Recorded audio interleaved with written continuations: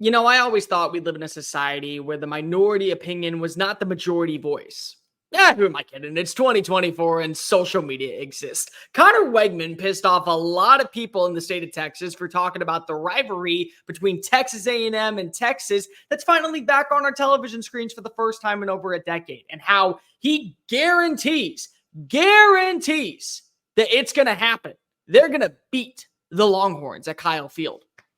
Well, that was what the headline that you read on social media told you, and you actually didn't read the entire quote. But regardless of what he said, it was a lose-lose situation, yet it really isn't. It's actually exactly what you want him to say if you are an Aggie. So let's go and discuss what's going on SEC Unfiltered. It's Cole Thompson here. Make sure that you like the video. Hit the ring notification down below because we're talking college football every single day leading up to week 1. Download the podcast version of the show wherever you get your podcast listening systems. Leave a 5-star review if you love this type of content. A 1-star review if you hate this type of content. Follow us on the social platforms at SEC Unfiltered. Follow me at Mr. Cole Thompson. And to keep up with the #1 source for all things SEC, visit SECUnfiltered.com. This episode is brought to you by RHOBACK. Use promo code SECU for 20% off all joggers, polos, hoodies, shorts, much more. Feel good, look good this upcoming fall with SECU promo code at RHOBACK.com. So Connor Weigman, the quarterback of Texas A&M, goes into a press conference and is asked about the Dave Campbell photo shoot where him and Quinn Ewers are on the cover. And there's a reason for that, because the game that we loved, the game that many a Texan grew up rooting for, excited about, is finally back. And so he was asked, what was it like being in the room with Quinn Ewers and how does it feel to have the game back?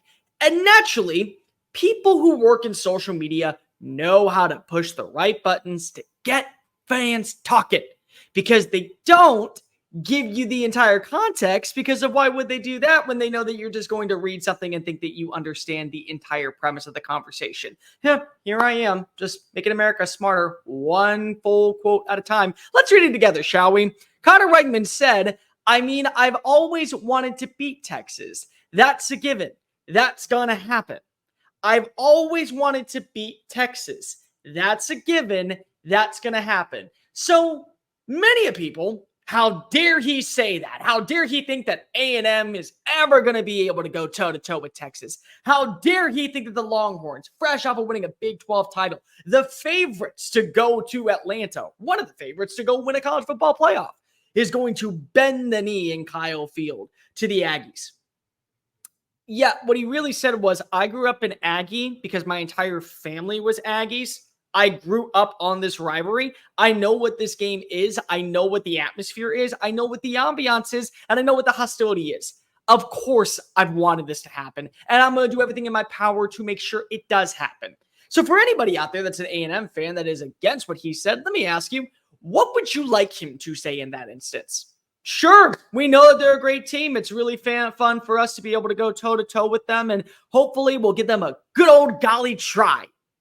Is that what you really want to hear from your starting quarterback now, knowing that the team that you left in the Big 12 because of you wanted to create your own legacy is saying? Or did you want him to say, oh, no, we're actually going to show up and prove to everybody, yes, while Texas is getting the glamour, we continue to put in the hard work and the labor. That way we are going to be the team that many people talk about. And the same thing would go on the opposing side for Texas. Like, I'm not making this an A&M segment whatsoever. I'm saying that if Quinn Ewers walked in, just like he did at SEC Media Days, and said something along the lines of, oh, I don't know, my father grew up thinking that this was a bigger rivalry than Red River. Of course I want to win that game. Would you be okay with that? I certainly hope so. I certainly hope that you're not saying to yourself internally, no. Let's not put the wagon before the horse. This is the Lone Star Showdown, ladies and gentlemen. And there's a lot of folks in the SEC realm that don't understand what this hostility is. So strap on in and listen to a native Texan tell you a little bit about it.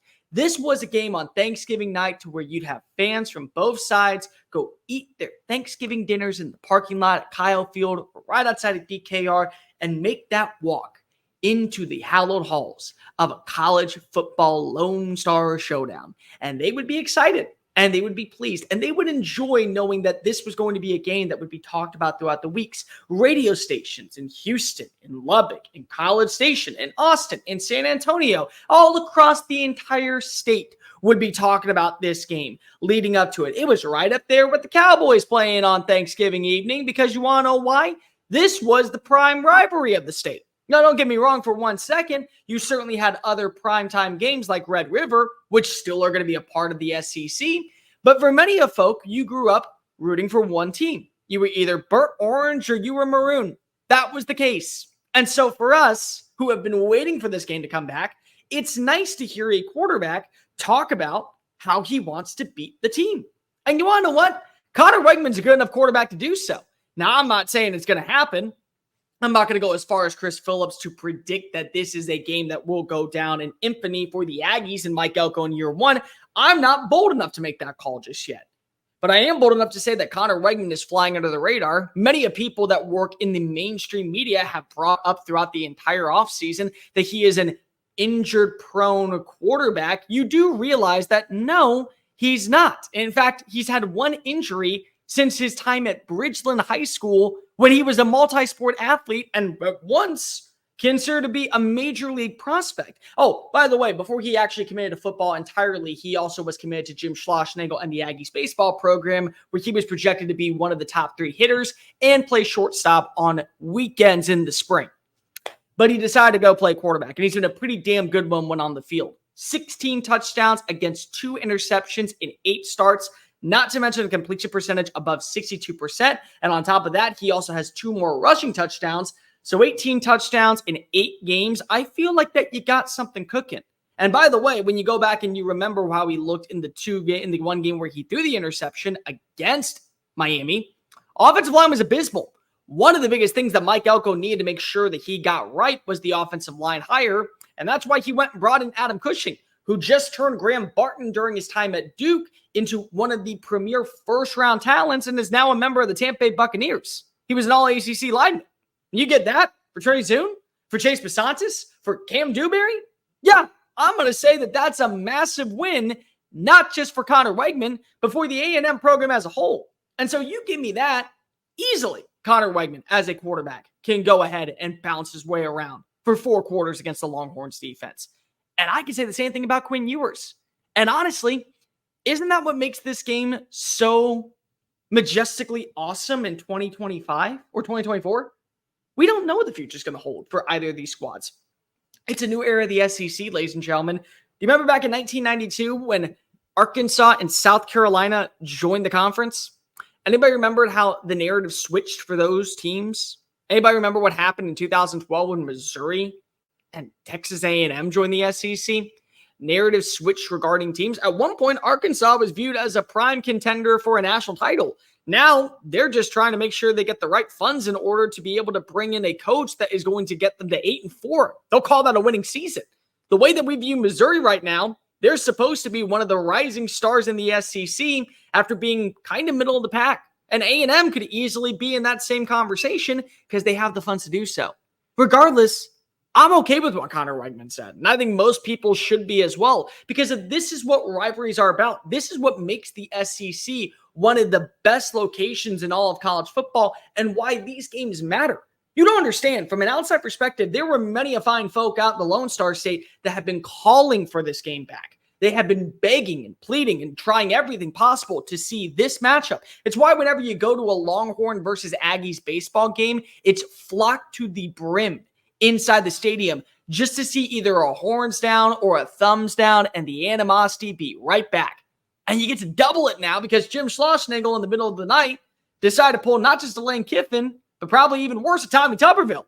So add all this together, I want my quarterback to have that type of confidence. Connor Weigman does. Quinn Ewers does. And now moving forward, I get 2 guys that I believe are going to not only put together a great showcase in late November in Kyle Field, a place that is going to be humming beyond belief, where the stadium chairs are rocking, where the bleachers feel like they're ready to pop out of the concrete, where the press box is shaking for 4 quarters that it's so hard for you to focus because if you know that the loudness is going to rumble onto the middle of the field. I'm excited for that.